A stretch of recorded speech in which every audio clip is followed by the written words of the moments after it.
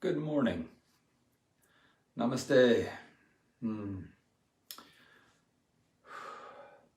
There's been a theme the last couple of days that has been arising primarily with some of the students and clients that I've been working with.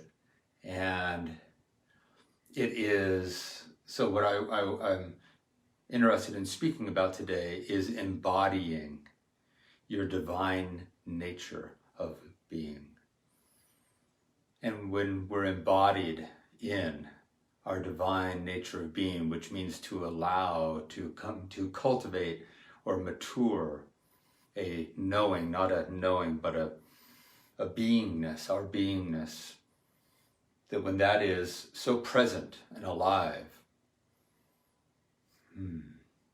not something we tap into every once in a while or that comes and goes so much, but through our practices of meditation and self-inquiry into the nature of what is this nature of being within which this human life is coming and going. To be embodied in that divine nature of being allows us to meet life from presence at all times. And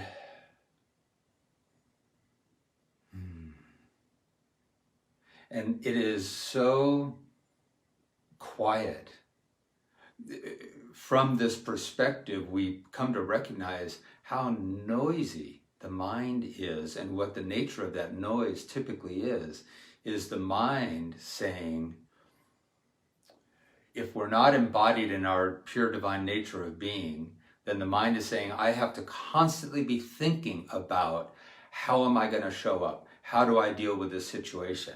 How do I respond to this circumstance around me? Basically what it's saying is, how do I respond to the condition of life through my conditioning? How will my conditioning feel about this challenge, this opportunity, this situation that I am either currently in or that is coming down the line? And if we don't have a faith, which is a knowing of our true nature, embodied as, then the mind's going to say, well, then I've got to figure out how I'm going to show up. And maybe you've got a challenging circumstance arising, and we're trying to maybe be quiet and still, and the mind is going, yeah, but tomorrow I got this thing coming up and I got to think about and the mind is saying, how am I going to show up? And it is trying to replicate the best version of self through thinking about how's my image of self, how's my conditioning going to show up? I need to remember in this situation, I need to remember to be loving. When we are embodied in our beingness, we don't need to remember to be loving. We are loving. It's just the natural state of being. You just show up so connected, so present, so alive in your divine nature that the mind is given a break. It doesn't have to be thinking about, okay, that's right, now that thing they just said, that just triggered me. Now I got to remember that what they're saying is more about them than it is about me, so I don't have to take offense because it's really just them projecting their stuff on me. That's a lot of effort, and that's a lot of remembering that needs to be done. And it's valuable, but when we have cultivated through our meditations, through our presence, through our devotions, our absolute divine nature, we don't need to remember to be gracious. We are grace. We don't need to remember to be loving. We are love. We don't need to remember not to take things personally, because we are no longer abiding a primary identification as the person, but we're abiding a primary knowing of our beingness. What a beautiful thing. And it's bypassed all the time, or it's forgotten about all the time. And it's simple. It's just that if we have not cultivated this embodiment of our divine nature, then the only thing we have is a mind that's saying, I got to keep remembering how to be a really good person. I need to remember to be gracious and accepting and loving, forgiving. The nature of our divine beingness is peace, grace, wholeness, love, because it's source, it's one consciousness, being enlivened, being animated through this personal experience.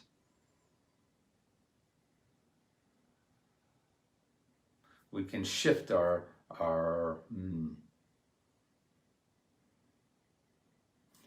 Rupert Spira talks about just be more interested in your beingness, your consciousness, the formless nature of being. Be more interested in that than the mind-body construct of person that exists as well. But it's really a primary vehicle for divine love. And this practice isn't about remembering that we're divine love. Oh, I got to remember that I'm divine love. That's right. That's just another construct. It's just another thing to remember that is very slippery. When it's embodied, when it's truly allowed to be the predominant knowing of self, the heart knows, the mind thinks, the heart knows. The mind has to think about how I'm going to show up in this situation tomorrow that's going to be challenging. The heart says, no, cultivate presence, cultivate knowing, cultivate divine truth. And then when tomorrow arrives, we will show up absolutely present in divine truth and meet the condition in the most authentic way possible.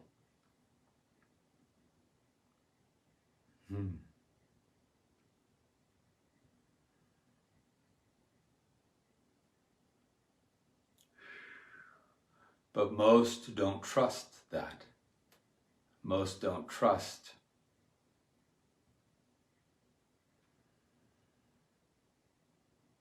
that they will, their story is still telling them, yeah, I've got to be in control. The mind has to be in control of this situation. Otherwise, I won't be safe, or I won't be loved, or I'll be abandoned, or I'll be betrayed. And that's just the story running the show. And the story unwilling to let go and have faith that when we are embodied in our absolute divine nature, we will show up whole. We will show up capable. We will show up real, authentic. The story in our head of self says, I cannot endure a possible painful result. What if I feel pain? What if I feel grief? What if I feel sadness? What if the situation resolves in a way that something has been taken away from me? Did I lose something? The story, the image of self, the small construct of self panics about that and wants to make sure that doesn't happen. Our divine nature of being says, whatever happens, I endure. Whatever happens, I love. Whatever happens, I am unconditionally present with what happens. What a powerful place to be in our truth and not in our story. Blessings. Oh, there's so much love these days. There always has been. It's just that it's just embodied now. when I came out of the darkroom retreat down in Guatemala last June, 10 days in the dark, the primary knowing, not the knowing, but the primary knowing that was there as I came out of that experience was, there is only God's love. This is not in a religious context. There is only love. There is only source, the loving source of consciousness. There is only loving consciousness. Everything else that seems like it's not is our distortion created by our conditioned self.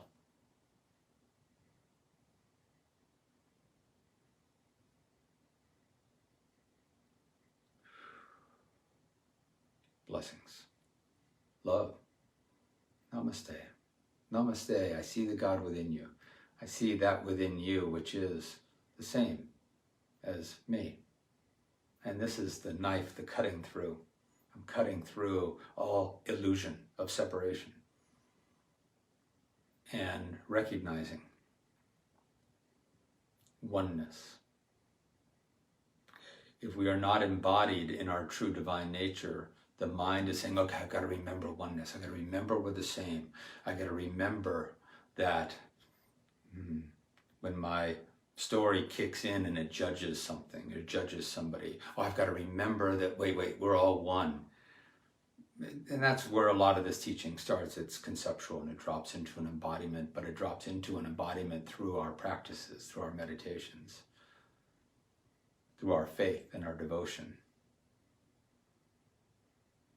And when you're living as that, the oneness is just, it just is. It's not something to be remembered or efforted.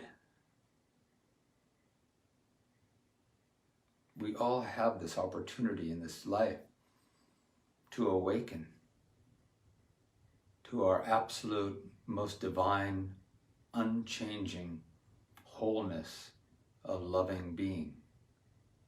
And the only thing that gets in the way, the only thing that gets in the way is the self we've constructed in our mind as a substitute for not knowing the true nature of being. We have to have a sense of self, and if we have not abided, we have not self-realized as what we truly are, we have no choice. The mind's going to make up a self. It's going to make up us. So we need a self, a sense of self, and a mind will make that up if we're not embodied in the true, unchanging, one consciousness, the pure awareness of being.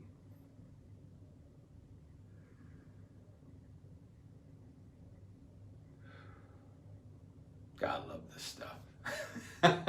It has made life so much quieter and loving and beautiful and easy. We're all looking for that ease. We're all looking for that peace. We're all looking for that sense of grace. We are the grace. We are the peace. We are the love.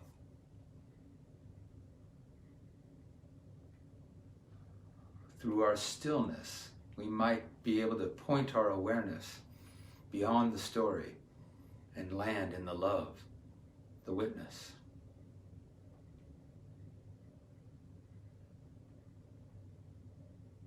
It takes practice, it takes guidance, it takes breaking the habit.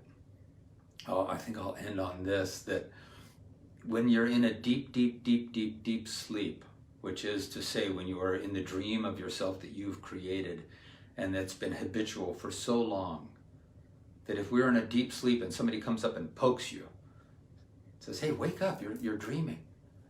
If you only get poked, once, even if it's a really a good knock, the odds are that you're going to kind of come out of it for a moment, like we go on a retreat and we maybe feel a sense of, oh my God, I have a sense of what I really am. But if that's not practiced, then you fall back asleep.